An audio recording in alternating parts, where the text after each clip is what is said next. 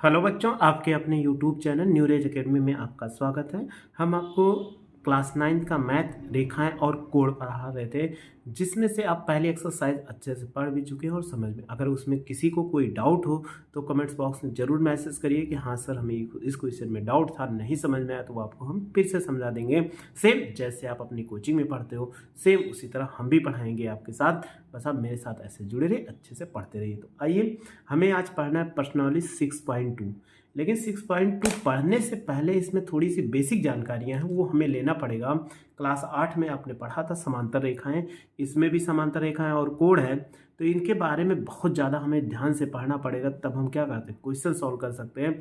बिना हम इनके समांतर रेखाओं की प्रॉपर्टीज क्या होती है, बिना उनको जाने हम सॉल्व नहीं कर सकते। तो आइए हम समांतर रेखाओं के बारे में अच्छे से पढ़ते हैं और समझते हैं कि इनमें कौन कौन से गुण होते हैं, कैसे क्वेश्चन को सॉल्व किया जाता है। क्योंकि बिना इसके प्रॉपर्टी के पढ़े आप कभी क्वेश्चन नहीं लगा सकते हैं। तो क्वेश्चन क्या हम तभी लगा सकते हैं जब इनकी प्रॉपर्टी पढ़ लेंगे। तो हम बुक को हटा देते हैं, इसके बाद क्या करते हैं, उनकी पहले आज प्रॉपर्टी ही पढ़ते हैं।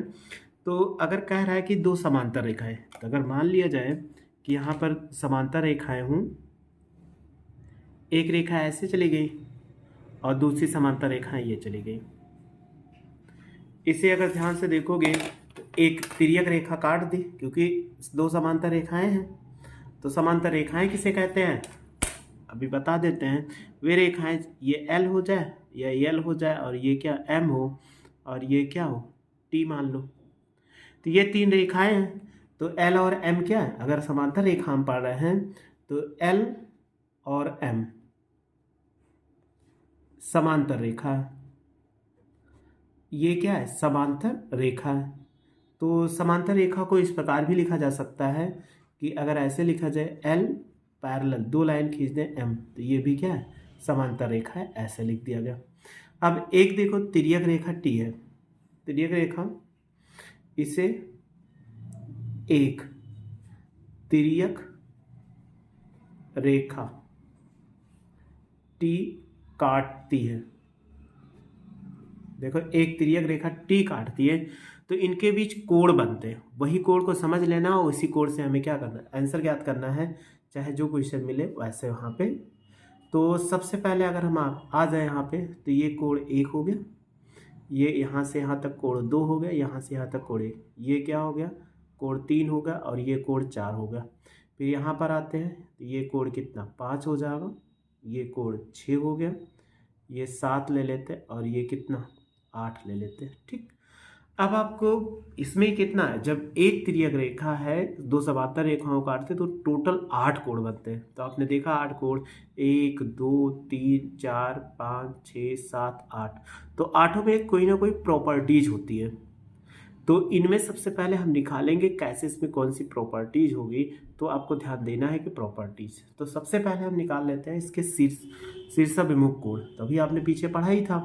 तो पहली प्रॉपर्टीज ऐसे निकालते हैं। और समांतर रेखा किसे कहते हैं, यदि दो रेखाएं वो एक दूसरे को कभी परिच्छेद ना करें तो उन्हें हम क्या बोलते हैं, समांतर रेखाएं। तो लिख सकते हैं, यदि दो रेखाएं, दो या दो से अधिक भी लिख सकते हैं, यदि दो या दो से अधिक रेखाएं एक दूसरे को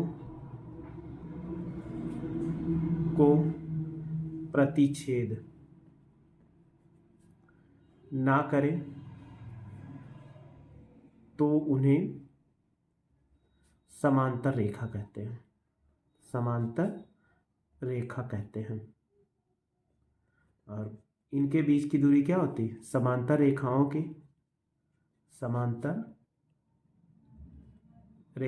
के बीच की दूरी समान होती है।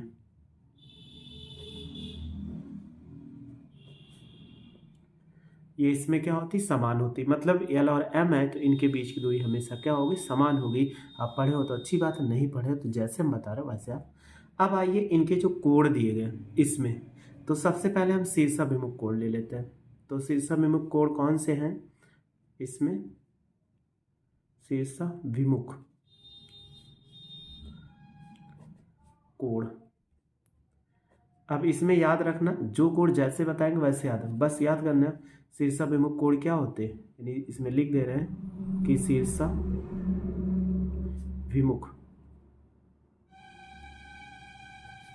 कोड बराबर होते हैं। अब आपको पहचानना है, इसके पहले हमने बता दिया था शीर्षाभिमुख कोड। तो अगर आप देखो कोड 1 है तो कोड 1 के सामने क्या है, कोड 3 है, तो ये आपस में क्या हो, बराबर हो, यानी कोड 1 बराबर क्या होगा, कोड 3 होगा। फिर आ जाए कोड 2 है, यानी दो एक रेखा ऐसे चली गई, तो कोड 1 के सामने कोड 3 आ रहा है और कोड 2 के सामने कोड क्या आ रहा है, तो कोड 2 बराबर कितना हो जाएगा, कोड 4 हो जाएगा। तीसरा देखो, फिर अगर यहाँ पे आते हैं तो कोड 5 बराबर क्या होगा, कोड 6 हो जाएगा, और 6 के वो कोड 7 होगा। और देखिए 6 के सामने क्या आ रहा है, कोड 8 आ रहा है, तो कोड 6 बराबर कोड 8। अब आपको समझ में आ गया।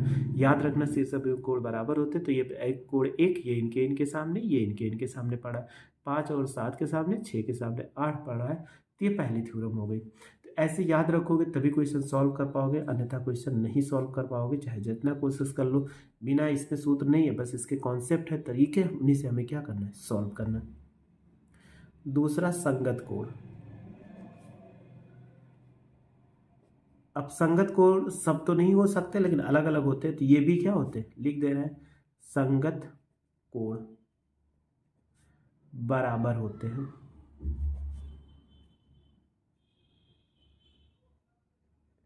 अगर संगत कोड बराबर होते हैं तो कौन कौन से होते हैं, तो देखो एक ही रेखा के, अगर ये रेखा चली गई तो इसके ऊपर इसके ऊपर, तो एक ही संगत में बने हुए हैं, तो ये कोड 1 और कोड 5 क्या होंगे, ये संगत कोड है, तो कोड 1 बराबर कोड कितना हो जाए, 5 हो जाएगा। फिर आप इधर देखो कोड 2 है, कोड 2 बराबर क्या होगा, कोड 6 हो जाएगा, कोड 2 बराबर कोड 6 आ गया। फिर इसके बाद देखो आगे हम बढ़ते हैं, कोड 2 बराबर कोड 6। फिर यहाँ से यहाँ ये ऊपर वाला हो गया, कि इसके ऊपर यानी रेखा के ऊपर बना, ये रेखा के ऊपर, रेखा के नीचे और 4 है, तो ये कितना 8 है, तो हम तीसरा लिख सकते हैं कोड 4 बराबर कितना, कोड 8। ऐसे दिमाग में बैठा लीजिए।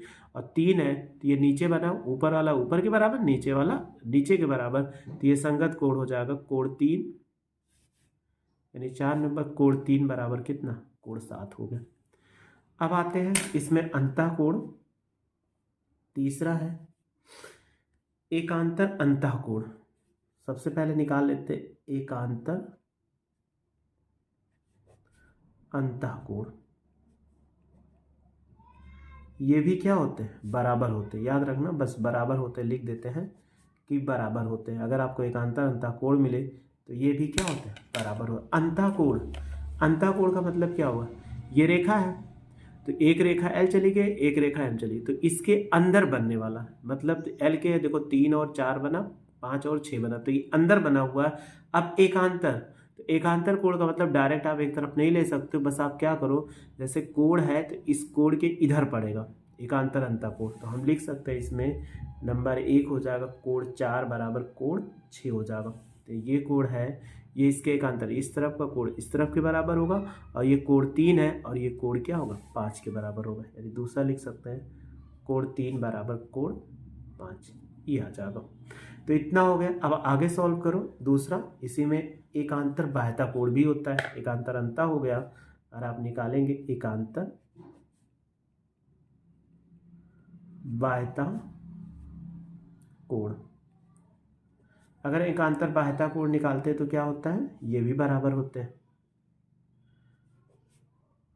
बराबर होते हैं। तो ये कैसे होंगे, बाहर वाले, बाह्यता मतलब बाहर, अंदर वाले मतलब अंदर वाला। तो देखो कोण 1 है तो कोण 1, तो ये कोण 7 के बाहर, और कोण 2 है ये भी बाहर है, तो कोण 2 बराबर कितना हो जाएगा, कोण 6 के हो जाएगा। तो हम लिख सकते हैं कि कोण पहला कोण 1 बराबर कोण 7, और दूसरा कोण 2 बराबर क्या हो जाएगा, कोण 8 हो जाएगा। इतनी तो हमारे पास सबसे पहले बेसिक थ्योरम हो गई कि संगत कोण, शीर्षाभिमुख कोण, एकांतर अंतः कोण, एकांतर बाह्यता कोण। इतना आपको समझ में आ गया, इसको आप जरूर अपने कॉपी में लिख लीजिए, तभी आपको समझ में याद रहेगा, अन्यथा आप क्या करोगे, भूल जाओगे। ठीक, और अगली एक थ्योरम और है, इसी में आगे मिलेगी तो बताएंगे, नहीं मिलेगी तो कोई बात नहीं, लेकिन आप सीख लो क्योंकि क्वेश्चन यूज होने वाला है। अब आकर देखो ये क्या है, अंतःकोण। ये इसके क्या है, समांतर रेखा के अंतःकोण 1 2 7 8, ये बाह्यता कोण है और ये इसके अंतःकोण है। तो एक रेखा के, समांतर रेखा के एक ओर बने अंतःकोणों का योगफल क्या होता है, 180 डिग्री होता है। तो ऐसे लिख सकते हैं कि समांतर रेखा के एक ही ओर बने अंतःकोणों का योग 180 डिग्री होता है। तो आप देखो ध्यान से, कौन कौन से, ये कोण 1 हो गया, ये कोण 4 हो गया और कोण 5 इस तरफ है, तो इनको दोनों को जोड़ देंगे 180। कोण 3 और कोण 6 जोड़ोगे तब भी कितना आ जाए, 180 आ जाएगा। तो हम लिख सकते हैं पहला कंडीशन, कोण 4 बराबर को प्लस रहेगा, क्योंकि योग कह रहा है ना, इसमें अंतः योग कह रहा है। तो कोण 5 बराबर कितना, 180। और दूसरा अगर ले लेते हैं तो कोण 3 बराबर प्लस कितना होगा, कोण 6 बराबर 180 डिग्री। ये इतना होता है। ये आपको दोनों, यानी कोण 4 बराबर कोण 5, यानी कोण 4 प्लस 5 बराबर 180 अंश, और कोण 3 प्लस कोण 6 बराबर 180 अंश। अब एक थ्योरम और याद रखना, यदि दो समांतर रेखाएं गुजर गई, इसी पे आगे मिलेगा समांतर, अभी हम जाके बहुत आगे जब पढ़ेंगे तो इसमें यदि समांतर रेखा, इसी में क्या उल्टा कर दो, यदि समांतर रेखा के एक ही ओर बने, यदि दो रेखा लिखो, दो रेखा के एक ही ओर बने अंतः कोणों का योगफल 180 डिग्री है, तो वे दोनों रेखाएं समांतर होती हैं। ये भी याद रखना, क्योंकि ये परमीय है तो ऐसे हम लिख सकते हैं। तो इतना ही हमारे पास बेसिक थ्योरम थी समांतर रेखा की, जो आपको याद करना पड़ेगा। बिना इसको आप कहीं नोट्स बनाते रहे, जैसे हम लिखते जाए वैसे नोट्स बनाते जाइए, ताकि आप पूरा नोट्स अच्छा रहेगा। तो आप कभी भी देखोगे तुरंत आपको याद आ जाएगा कैसे हम क्या करेंगे, क्वेश्चन सॉल्व करेंगे, क्योंकि इसके बगैर हम नहीं सॉल्व कर सकते। चलिए एक थ्योरम है वो भी बता देते हैं, इसी में है 6.2। 6.1 पढ़े थे, तो इसी में थ्योरम है 6.2। अगर आप देखोगे परमीय है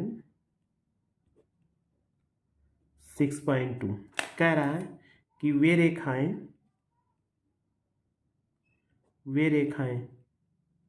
जो एक ही रेखा के समांतर हों, परस्पर समांतर होती हैं, परस्पर समांतर होती हैं। ये इसमें कह रहा है कि अगर कोई रेखा है वो एक रेखा के समांतर है, तो उसके रेखा के क्या होते हैं, समांतर। जैसे समझ लेते हैं कैसे, ये रेखा हो गई, एक रेखा ये खींच दे, 2 हो गई, एक रेखा और खींच दो, 3 रेखा। हमने कहा कि इसमें कहा गया कि L समांतर M है, यानी L हो गया, M हो गया, N हो गया। L समांतर M, तो M समांतर N है। तो आप बताइए L और N समांतर होगा कि नहीं। तो आप कहोगे, यही तो कह रहा है, वे रेखाएं जो एक ही रेखा के समांतर है। यम के समांतर L है और यम के समांतर N है, तो एक ही रेखा के समांतर ये है, तो परस्पर L और N क्या होंगे, तो L समांतर N भी होगा। ये इसमें कह रहा है अगर कोई रेखा खींची जाए तो कोण भी बनाओगे, तो कोण ऐसे जब काटेगी तिर्यक रेखा तभी कोण बनेगा। तो ये थ्योरम थी, तो बस इसमें इतना समझ लेना था और आगे हमें कुछ नहीं करना था।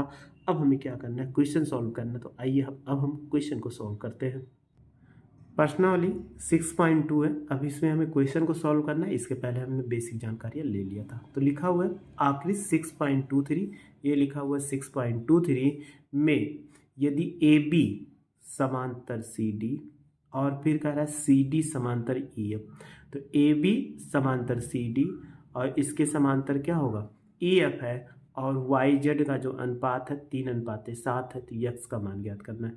मतलब वाई और जेड का जो अनुपात दिया गया है कि ये 3:7 है, तो आपको क्या करना है, एक्स का मान ज्ञात करना है। तो आइए इसको हम क्या करते हैं, सॉल्व करते हैं। देखो आपके सामने क्वेश्चन लिखा था 1 नंबर में कि लिखा हुआ है सबसे पहले कि ए बी समांतर सी डी है और फिर कह रहा है कि सी डी समांतर क्या ई एफ है।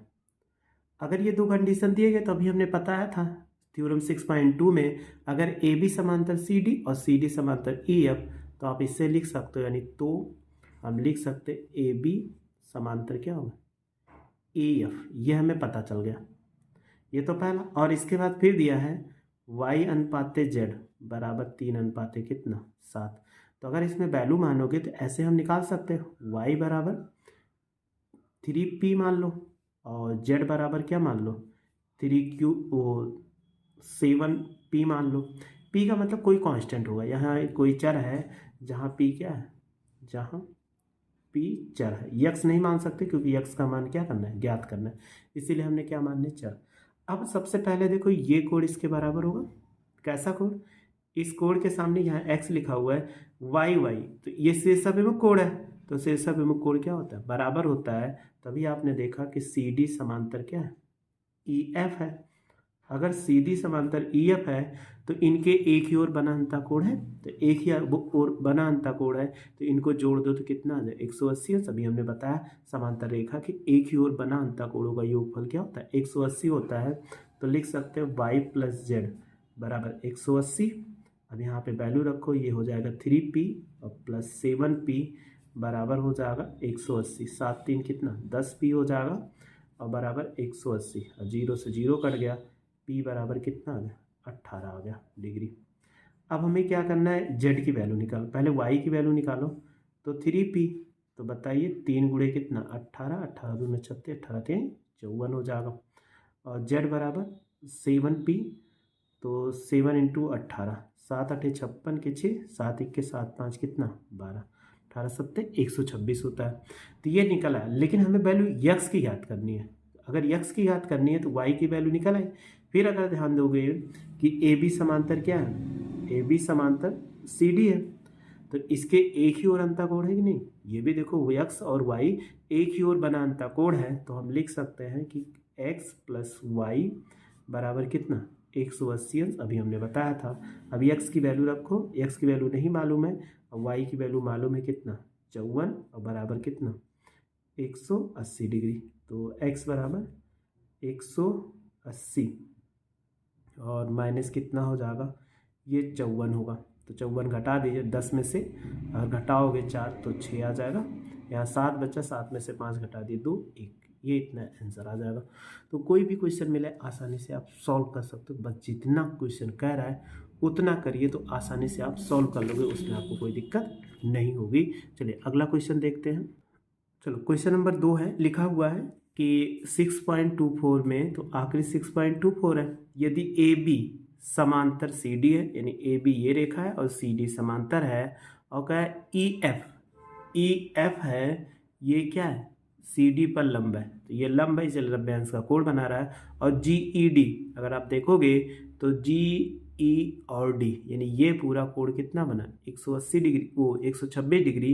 तो ए जी ई एफ और एफ जी ई का मान ज्ञात करें। तो आइए क्वेश्चन को सॉल्व करते हैं, इसको अलग पेपर पे।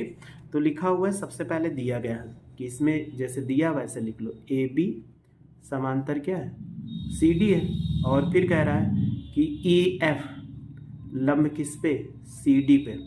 अगर ई एफ लंब सी डी पर है तो ये कोण 90 डिग्री, तो इस पर भी लंब है, तो ये भी कितना बनाएगा कोण 90 डिग्री है। तो आप लिख सकते हो कोण जी एफ ई बराबर कितना 90 डिग्री, हम इससे लिख सकते हैं क्योंकि ये हमारे पास लंब होने से निकल आता है। अब आगे फिर दिया गया है कि कोण जी ई और डी बराबर कितना 126 डिग्री। मतलब अगर यहाँ से पूरे यहाँ तक देखोगे तो 126 डिग्री, और ये बता ही रहा है 90 डिग्री है, ये इस पर भी हम लिख सकते हैं कोण एफ ई और डी, एफ ई डी बराबर कितना 106, ये दिया है 90 डिग्री, ये इसके बराबर है। अब हमें क्या करना है, ज्ञात करना है, इसमें जितनी वैल्यू ज्ञात करनी वो हम लिख देते हैं। सबसे पहला कोण कह रहा है कोण ए जी ई, क्वेश्चन मार्क, ए जी ई कहाँ, ए जी और ई ज्ञात करना है। दूसरा है कोण जी ई एफ बराबर क्वेश्चन मार्क। तीसरा फिर कह रहा है इसी में कोण एफ जी ई बराबर क्वेश्चन मार्क, ये इतना ज्ञात करना है। अब आप देखो जैसे कह रहा हो वैसे हम पहले इस पे आते हैं, ये कोण ज्ञात करना है। तो अगर आप देखो लिखा है ना ए बी समांतर क्या है, ए बी समांतर सी डी को तिर्यक रेखा, देखो कौन सी कट करे, जी ई काटती है। तो आपने पढ़ा था कि इनके एकांतर कोण क्या होते हैं, बराबर। तो अंततः ये एकांतर कोण, तो हम लिख सकते हैं कि कोण ए जी ई बराबर कोण जो होगा जी ई डी, ये इसके बराबर जी, ये कोण होगा ए जी ई, तो यहाँ जी बीच में है, ये जी ई डी, ये बराबर, ये पूरी वैल्यू यहाँ पर कितना दिया है 126 डिग्री, तो ये कितना आ गया 126 डिग्री, पहला आंसर आ गया।